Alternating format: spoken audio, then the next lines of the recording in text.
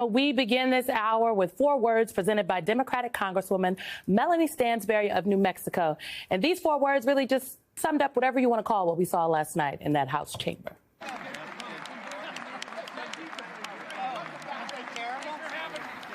Did you see that at the bottom of your screen? This is not normal. I should note that just moments later, Republican Congressman Lance Gooden of Texas ripped that sign out of Stansbury's hands and threw it in the air. That's not given decorum. That is how the night started, with what is traditionally meant to be an address made by presidents to advance their agenda and push for new legislation with, at least a veiled attempt at reaching across the aisle.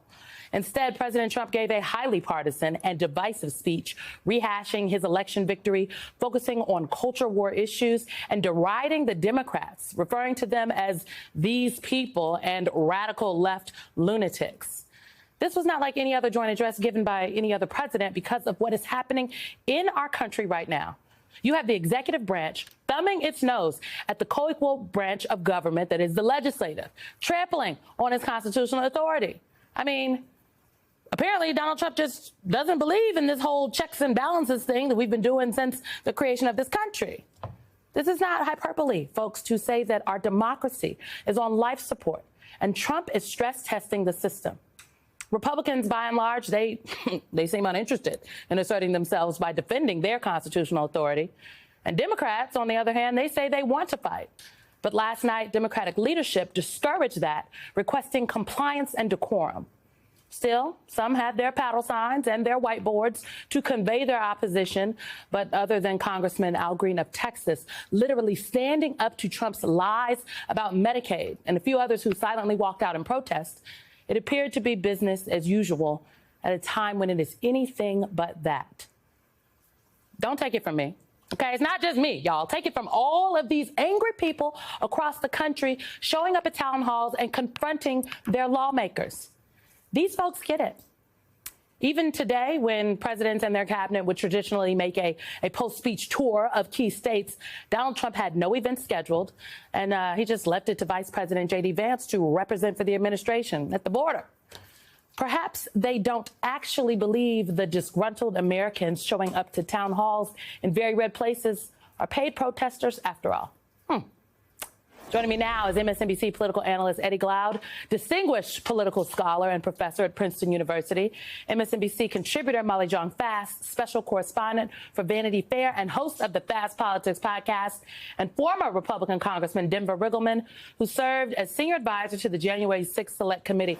Y'all got some titles on y'all, honey. Can I, Professor Glaude, let me just start with you.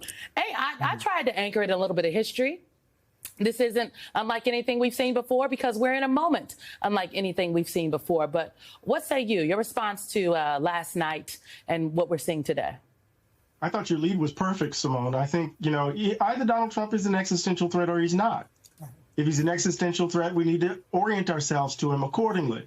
And what he did last night, it was more than hyper-partisan, right? It was, again, like you said, a thumbing of the nose. He is engaged in exercising the unitary power of the executive, usurping the power of the Congress. And I don't know what it means to strike the pose of decorum in the face of that.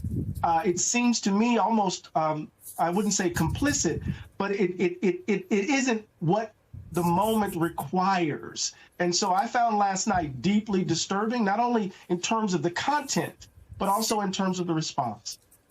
Well, I mean, former Congressman Riggleman, let's talk about that, because you've been in the chamber, obviously, for a number of joint sessions for State of the Unions, when a guest, whether it's the president or a foreign leader, comes and addresses the entire body of Congress. This is the scene. I want to play for folks Representative Al Green being removed from Trump's joint address. So this is Representative Al Green of Texas.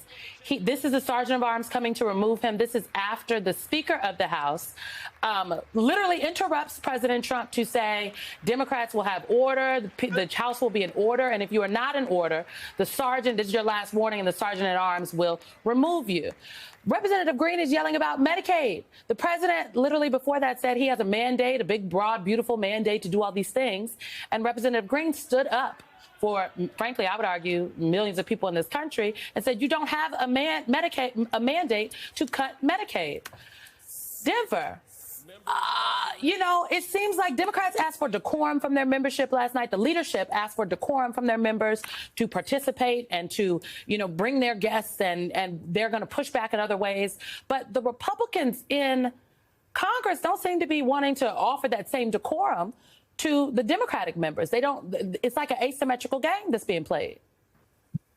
Well, first of all, I know Al Green, and he's a kind and decent man. Regardless if I was on the other side of the aisle with Al, he always treated me with such respect.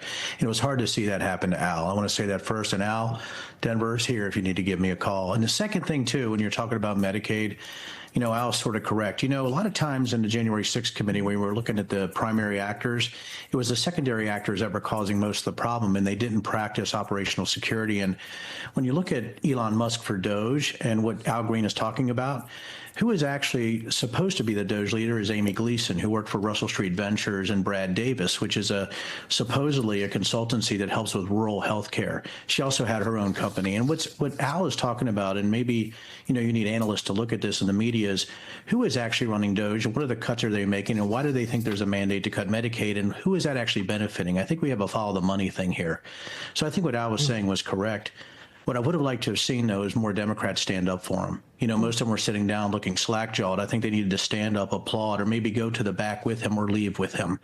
That's actually showing something. I don't think waving signs is. So, listen, I was there when Rush Limbaugh was given the Medal of Freedom, so I know crazy speeches with Donald Trump. This is like nothing I've ever seen with the hyperbole. But I also think there needs to be a lot of action, about individuals looking at Doge, looking at Medicaid, and the people that are actually doing the work, the second-tier people that are doing the work, what are they actually doing? And I hope the media takes a good look at that also.